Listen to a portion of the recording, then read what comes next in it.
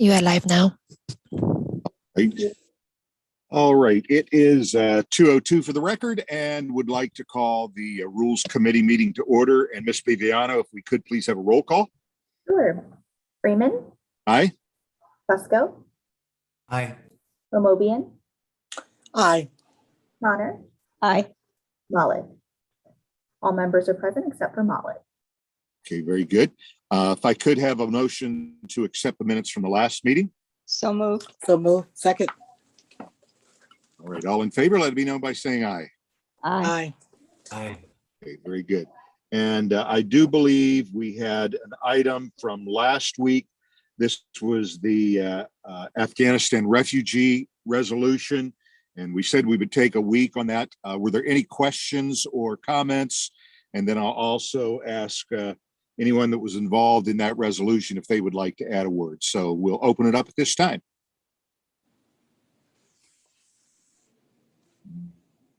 Hearing none. Mr. Chair, I can see that Ellen is here to speak. Okay. Hi, I just wanted to make sure that, thank you, Mr. Chairman. I just wanted to make sure that you saw that Madhu Sharma, who's the Executive Director of the International Institute, is also present, and I'm sure would be happy to share some words with the committee. Okay, yeah. I'm going to change my screen view here so I can see everybody. Okay. I do not see.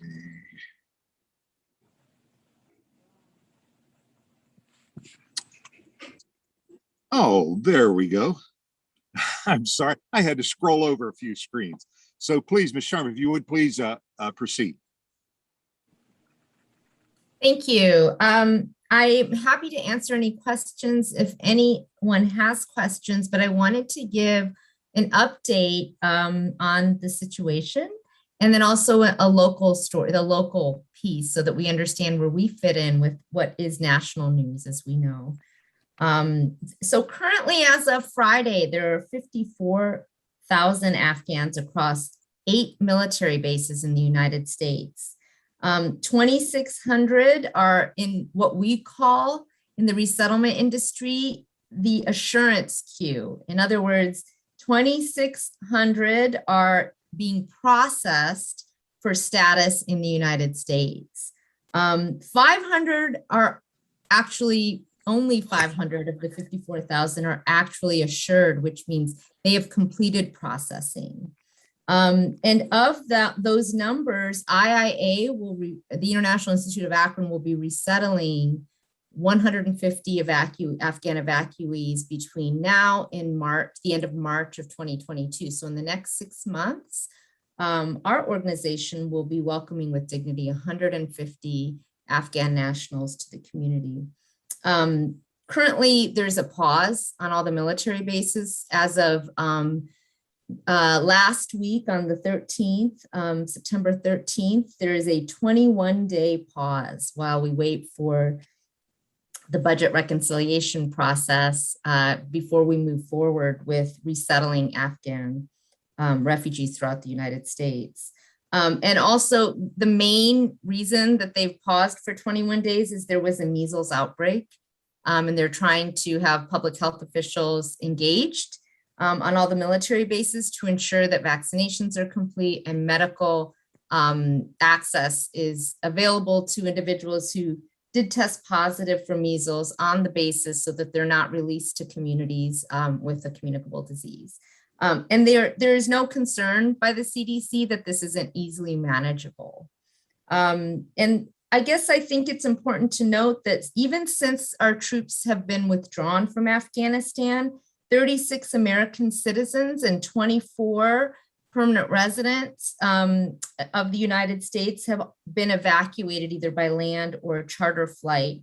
So we do know that there is still efforts to evacuate Afghan nationals who are in Afghanistan, and the International Institute has been running clinics on a weekly basis to advise over 300 individuals in our community who are Afghan nationals and have family or friends in Afghanistan. And we are in touch with our local representatives, our federal representatives, to ensure that they know who these individuals are in Afghanistan who are seeking evacuation. So we are trying to ensure that people that have ties to our community here in Akron have access to evacuation and the efforts of evacuation that are happening on the ground in Afghanistan. With that, I think it's very important to know that the program under which IIA is resettling, it's called the Afghan Placement Assistance Program. It's very similar to refugee resettlement. However, because it is a new program designed by the federal government specifically to manage Afghan resettlement, I think we are hoping that it grows in terms of benefits available to the individuals who are eligible to come to Akron through the program. So we are advocating for the people who are coming to have full resettlement services just like a refugee would. We are also advocating for appropriation of supplemental funding for the purpose of providing these services. And then also, it's going to be very important for us to advocate towards pushing for a status, a pathway to citizenship for the people that are resettled to our community. So these are all the efforts that are happening over at the Institute with national partners. And also, you may well know that the state of Ohio and Governor DeWine has already indicated that our state will be resettling 855 individuals from Afghanistan. IIA is Akron is the second largest resettlement site in the state. There is another resettlement agency in Columbus, Ohio, that is resettling 250. But because we have had success in welcoming other refugee populations and communities to our city and to our county, we have been asked to resettle more. And that is why I think that's something for us to all feel great pride in, that our success in resettling other individuals from other parts of the world through normal refugee resettlement is really allowing us to engage more people who might need refuge in our community. We're working very closely with our community partners to ensure that we're able to secure housing and be prepared in terms of mobilizing for the benefits and the needs of the individuals once they do arrive in our community. And I anticipate in about 3 weeks, we'll start to see a steady flow. I see lots of hands. Ellen, I don't know if there's someone that can help me, but Phil, you're first on my screen, so. Thank you. No, I was just making a comment to, council as a whole to, support any type of legislation we have, because we do want to keep Akron the welcoming city, and appreciate what you're doing, Madhu, and your efforts in guiding the immigrants here, or whoever is coming. And, thank you for speaking at my ward meeting also to more or less educate the community on how we should, continue to be welcoming. So thank you. Thank you. I'm not sure what order folks had their hands raised in. I'm going to go order my screen, and I'll look at Miss Amobian next. Thank you, Mr. Chair. You said that we have already been assigned 150 that will be coming here between now and March. And the cap for the state is 855. Is that correct? That is the cap for the state through the end of March. So Okay. 855 is the number for the state of Ohio to welcome between now and the end of March of 2022. And we anticipate what, another more than 150? Well, yeah, as I said, there are 54,000 across 8 military bases already. We also Sure. know that there's significant, there's people outside of country still being processed as well. We're waiting to hear from the federal government what the continued plan will be. But the goal really is for us to continue to resettle whoever the federal government is welcoming, whether it be refugees from other parts of the world or Afghan nationals. And we do anticipate the #1 priority will be to resettle Afghan nationals. So this is the first wave, and I think there has been other numbers that you may have seen in the press and the media. We do know that we are positioned to, in the next fiscal year, resettle approximately 480 refugees from any part of the globe. So that will include, we hope, that number of Afghans. It'll probably be the largest population. So that fiscal year has been, it normally starts on October 1st, but we believe that the fiscal year will be delayed somewhat while we are mobilizing and preparing, and also while there's some reconciliation with the federal budget. So I believe that number 150 is the most we know, and anything else is really just what we've been told may happen. So we're really just waiting to hear more.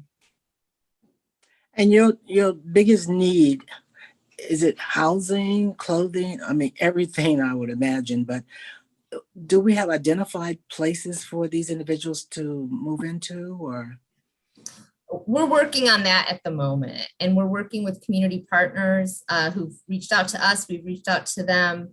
The city of Akron has, connected us as well to some of our key partners in the community to provide temporary housing. And IIA has always sought to, and we are federally required to find a permanent first home for individuals. So we will be working with landlords. We're already, we'd already started to mobilize in that regard even before the Afghan, or before US troops pulled out of Afghanistan. But yes, that's the number one need, is temporary housing, and also long-term housing. I think it's a need for other residents of Akron as well. So we're just hoping that we're able to secure appropriate housing as the federal government requires us to do. And I don't anticipate that won't happen, because we have a pretty healthy list at the moment of individuals, landlords who are willing to work with us. Yeah, this is my last question, Mr. Chair. With regard to the benefit package, I think you said, is it for refugees where they get medical benefits and other items that are available? Now, one of the things that people, and I may be wrong, but correct me if I am, there are some of these things they get that they have to repay after they get settled and get a job and that kind of thing, which is kind of hard to imagine, but it is part of what happens, I understand. So could you speak to that? Those things that they could be eligible for, and those things they have to repay with 6 months or a year or something that makes absolutely no sense to me. Yes, they are only required to pay back the cost of travel. So while the federal government does secure their plane ticket, they do have to pay back the cost of that plane ticket for each family member. Aside from that, they are eligible for certain benefits when they arrive in the United States. All refugees get a little bit of basic assistance. Each individual gets a little bit of money for just their first 90 days of living in the US. It's not usually sufficient, so it's our job to help them find jobs as soon as they arrive. So we are already working with employers who are frankly in desperate need of a workforce in these times. So, we have employers in the community that have reached out to us. They've been reaching out to us throughout the pandemic, in fact, because they've needed a workforce, and we had not had arrivals coming, and now we will have healthy arrivals coming. So we do anticipate that we will be able to secure first jobs for individuals, and decent pay rates as well. But the benefits are generally available. The reason this is a little bit different than typically the way refugees access benefits is because their legal status in the US is very temporary. Whereas refugees, once they're designated a refugee, they're on their path towards US citizenship. So they have access to certain benefits just by virtue of their refugee status. This population of Afghan evacuees does not have that designation. So we will be advocating for this next phase of placement of individuals from Afghanistan, where they will get a designation of status so that they're able to access the same or similar benefits as refugees. Thank you very much. Mhm. Mr. Fusco, I know your hand was up. I don't know if you still have a question. I do, but of course, I'd rather yield to the President, Somerville. And then I'll make Okay. comment after that. Thank you. Okay, all right, thank you so Okay. much. Thank you, Mr. Chair. First off, Madhu, thank you so much for the great work that you do. So we're very appreciative and proud to have you here in the city of Akron. But just a question, because we pride ourselves in being a welcoming city. And many people have asked, how can the community help you do this work that you do so that we can help? Because we know that there's going to be a great need of support and resources and things of that nature. How can we help you do your work to welcome the Afghans when they come? Thank you. I have to say that this probably in my 25 years working in the field of immigration, I've never seen such an outpouring of support nationwide, but also locally. It's been tremendous. And our ask at the moment is, go to our website. We are asking anyone who is interested in volunteering, know that we are inundated with interest and requests of how can we help, how can we get involved? So we are asking you to fill out the form on our website so we can actually mobilize our community as well. And we have plans to mobilize the community, whether it be donation of items and goods that we need to set up homes, very specific asks that are also on our website. Financial donations we're trying to build up an emergency needs fund so that should the federal government funding be significantly delayed, which we do anticipate that, the budget reconciliation is going to delay some of the need and individuals will be arriving already. So we're making sure that we have that flexible funding so that if, people need support and help, IIA can make the key case management decisions we have to be able to make. But I think the biggest ask and movement going forward is we are going to give you language so that you know how to greet somebody that might be from Afghanistan. We'll be sharing this on our social media platforms with local media and press. But the key really of welcoming people with dignity is to make them feel that, we do have a place for you in our community. And that it takes a community that really does take that what we pride ourselves in Akron in being welcoming. I think one way to do that is to breach the cultural divide somewhat.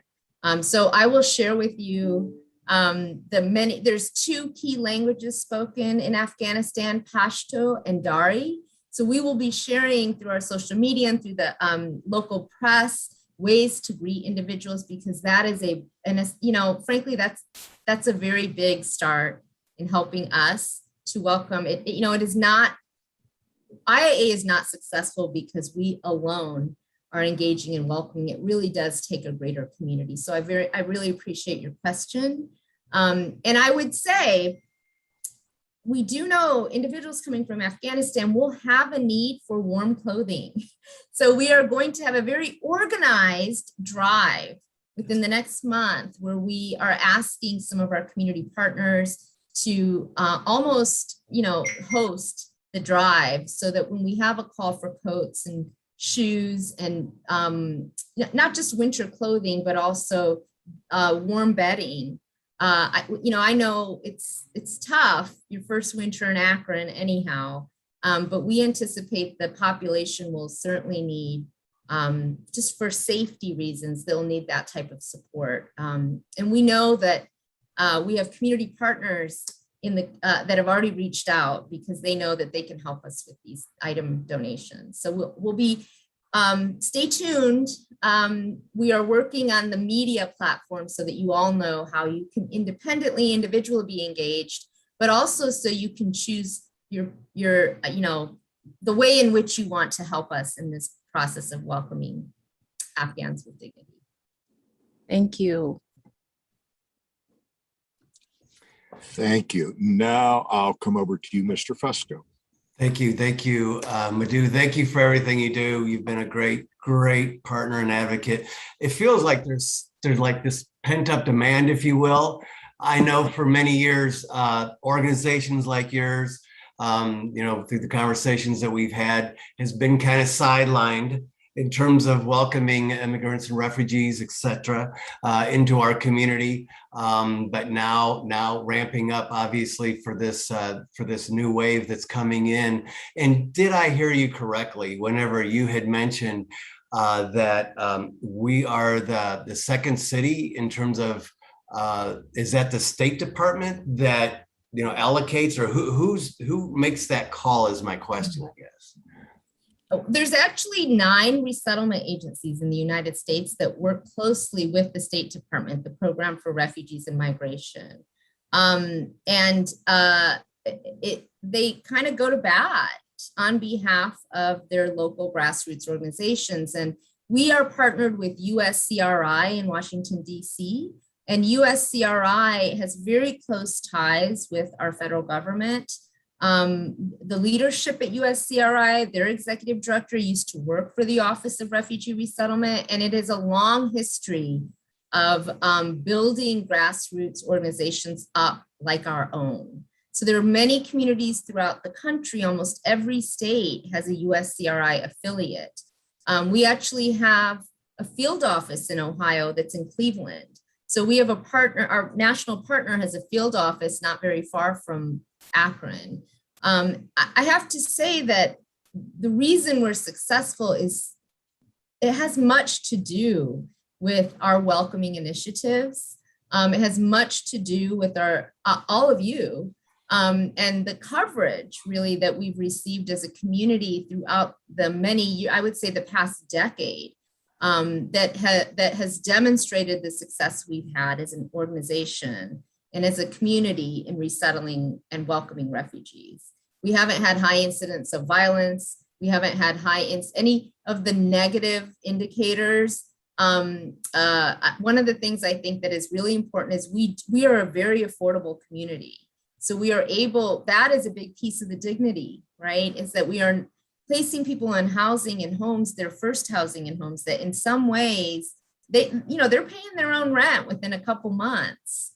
But we are able to do that because, as much as we've had some strain as a community in the housing area, particularly due to the pandemic, I think we've also, I think it's similar to the nation, but we are doing something right because we are continuing to be able to increase our refugee population in Akron. So. That's great. Thank you. And then you had also mentioned the second wave, possibly, whenever capacity and whenever we're in a position for that. I know this council and the mayor's office has been awesome whenever it comes to the welcoming initiative, whenever that timing is right, this council, I believe firmly that this council, along with the mayor's office, would support possibly a resolution or something that would be forwarded to those decision makers in terms of saying we're welcoming the next wave and we're going to be in position.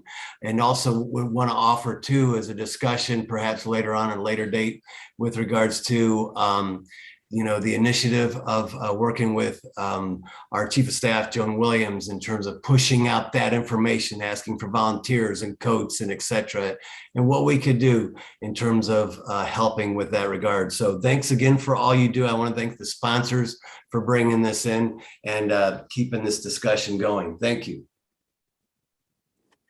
Thank you, Mr. Fusco. Thank you for the work you're doing. I do want to ask a couple questions here. Do we know what the current Afghan population is in Akron, Greater Summit County area? We have IIA has resettled 250.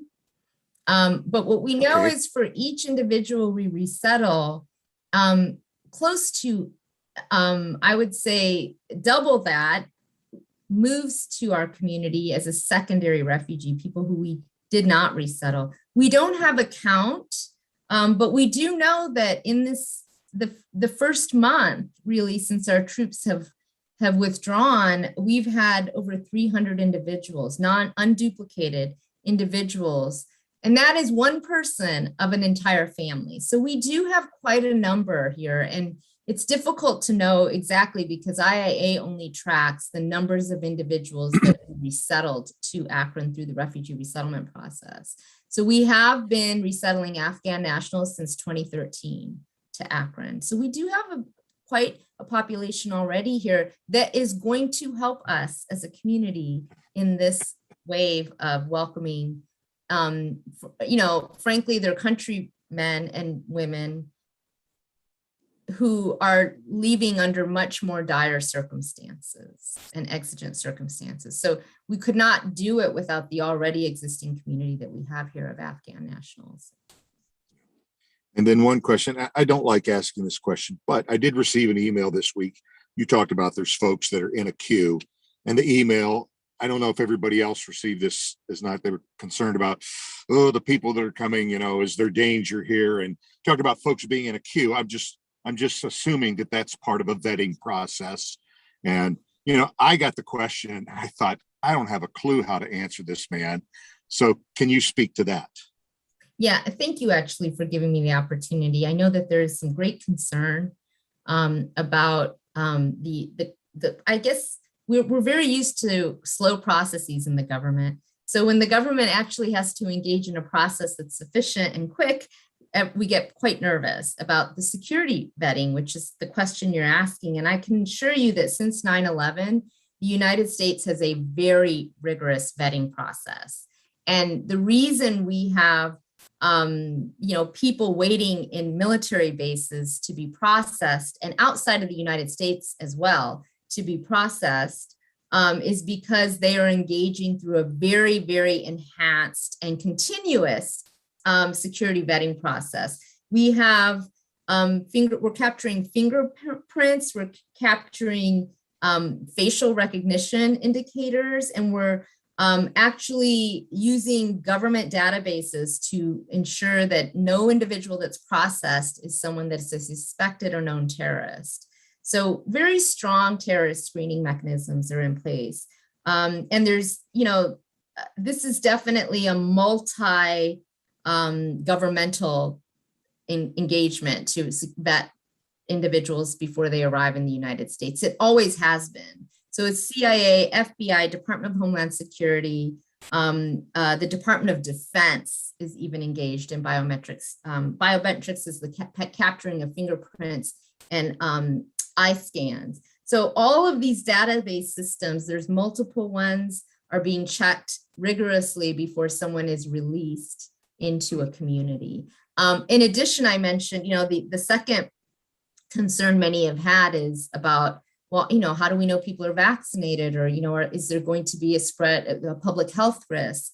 And we've always seen this in resettling populations that are coming from camps. They also go through a CDC vetting process where they're actually having to ensure that they've received certain vaccinations. With the COVID vaccine, every person released will have received their first vaccination, and the second vaccination they'll receive here in our community. But right before they are released, they are given their first COVID vaccine. But they also receive other vaccinations as required by the CDC before they're allowed to live in our community. Thank you, folks. Folks are definitely angels of mercy. So appreciate everything that's taking place. Sarah, help me out. Am I missing any hands?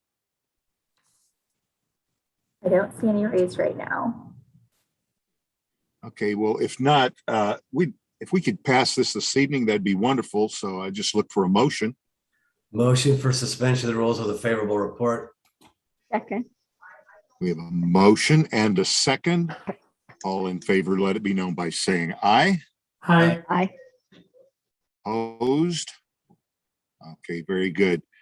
Thank you again for joining us. Thank you for your work. And your work is one that can't be measured. I don't know a way to measure your work because you're affecting literally generations to come. So thank you so much for that. I'm sure you have your own story of how your heart came to embrace this. So thank you very, very much. All right. Thank you. You're welcome, and thank All you for inviting me to speak. All right. Thank you so much. All right. We have one new item, and I am going to ask, I'm operating off of something different here. I'm going to ask if Sarah, if you could read that in for us, please. Sure. This is a resolution offered by Councilman Neal, resolution celebrating National Hispanic Heritage Month in the city of Akron and declaring an emergency. Okay, thank you. Councilman Neal, do we have him with us? Yes, Mr. Chairman, I apologize for not being on the Okay. screen, but I'm here. Well, actually, you look okay to me, Mr. Neal. So I got please you. proceed. Thank you. Yes, sir. Thank you. Well, I just, the resolution is one where it asks us to support the work of the Ohio Municipal League's Race and Equality Coalition as a part of when we talk about equity as being inclusive of all, acknowledging the contribution of the Latino community across the nation and here within the state of Ohio. As is outlined in the resolution, Hispanic Heritage Month actually starts on the 15th because that is the day that El Salvador, there's some others, there's like five countries that were got their independence on that day.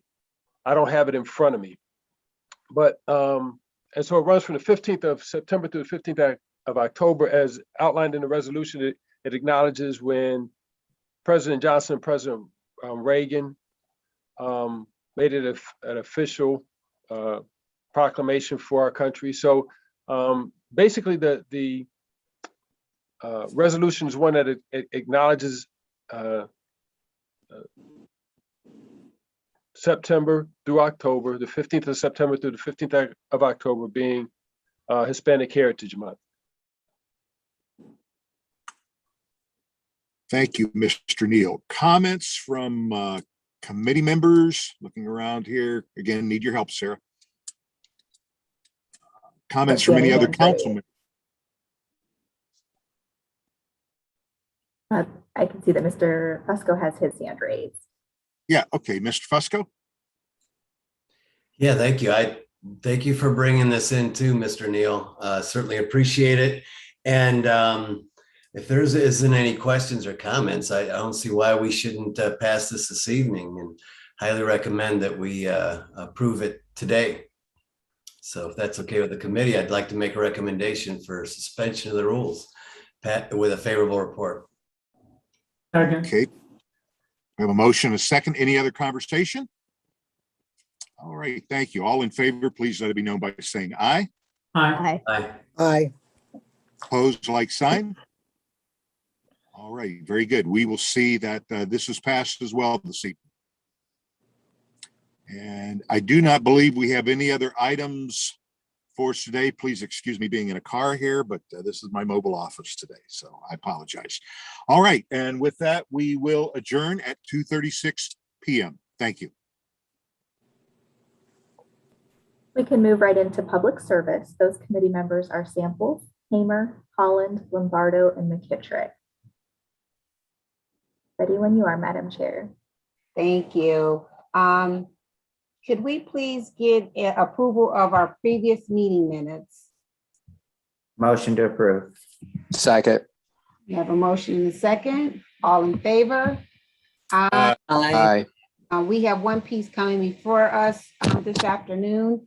It is a resolution offered by Mayor Horrigan approving and confirming the appointment of John Valley to the Metro Regional Transit Authority Board of Trustees, approving and confirming the reappointment of Robert DeJournette to the Metro Regional Transit Authority Board of Trustees and declaring an emergency. Who will be speaking to this? Ellen? Okay. Thank you, Chairwoman. So I think the resolution speaks for itself. Mr. DeJournette is being reappointed to an additional 3-year term, and John Valley is being appointed to an initial 3-year term. He's replacing the seat that was most recently held by Rupa Gurung. This council appointed her in February. She wasn't able to continue to fulfill the position. We thank her for her service, but we needed to find another person to serve. And I believe John Valley is one person who does not need an introduction to this group. Everyone has worked with John, and he's graciously offered to continue to serve the Akron community in this position. So happy to answer any questions, but that's the resolution before you. Okay. Any questions from any committee members? Council members, I have Councilman Neal. Thank you, Madam Chair. Again, please excuse me not being on screen. I just had a question in regards to those who, I'm not familiar with all the board members of AMATS, but I have to give credit where credit is due as far as Mr. Carson Barnes, who has educated me on a lot of the challenges with our metro transit system.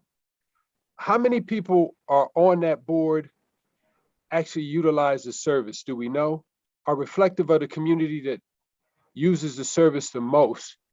Because he pointed out, just some of the challenges that I don't know, because I don't use our mass transit system, and I'm wondering, do we have any board members that reflect the community that uses it?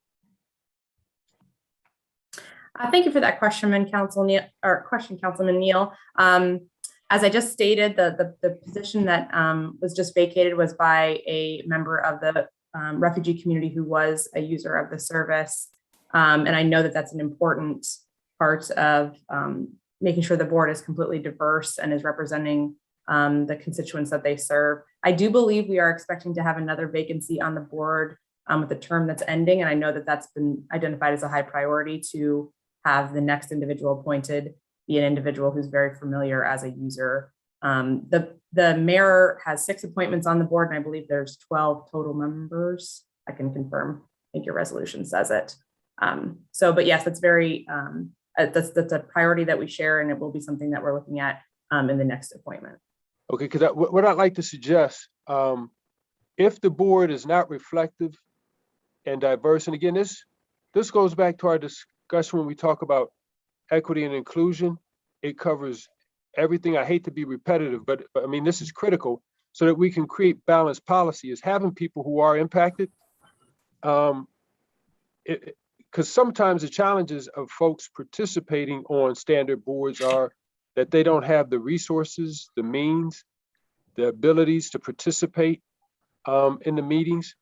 We may want to consider and there may already be one, so forgive me for my ignorance, a constituent advisory board made up of exclusively of those members who use the service, and perhaps council could appoint one from each ward.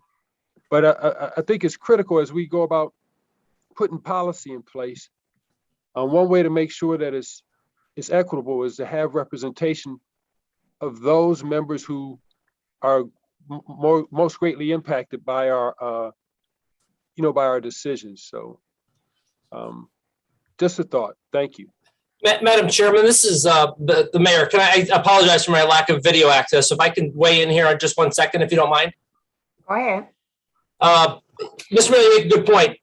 In fact, as they are redoing the strategic part of their plan, I know the representation on our board has been extremely diverse in looking at the impact and how it does to the community. And so as they go through that strategic plan, if you would like to contact Dawn or need a contact for Dawn Dissel, the executive director, they do have, I'm fairly certain they have a constituent services or a constituent representative on that board, a lot like MHA does, but any other input to that impact the community and how it affects them is certainly welcome as they're going through that.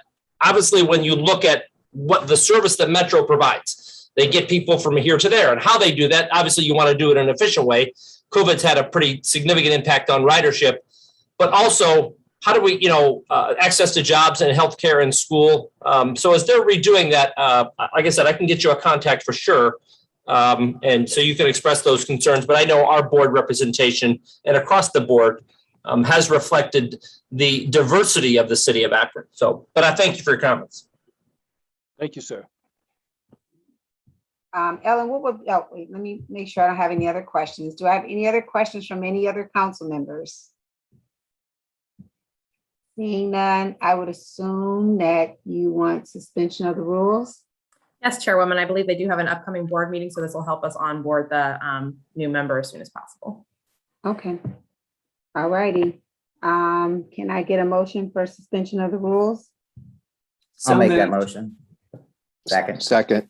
I have a motion and second, all in favor? Aye. Ayes have it, and see, we have nothing else coming before us. We are adjourned. Our next committee for the day will begin at 3 o'clock, and that's the Budget and Finance Committee. Those committee members are Freeman, Amobian, Malik, Baylor, and Lombardo. We have just a little over 15 minutes before we get started, so I'm going to have Aniko stop the live stream, and we will return at 3 o'clock. Thank you.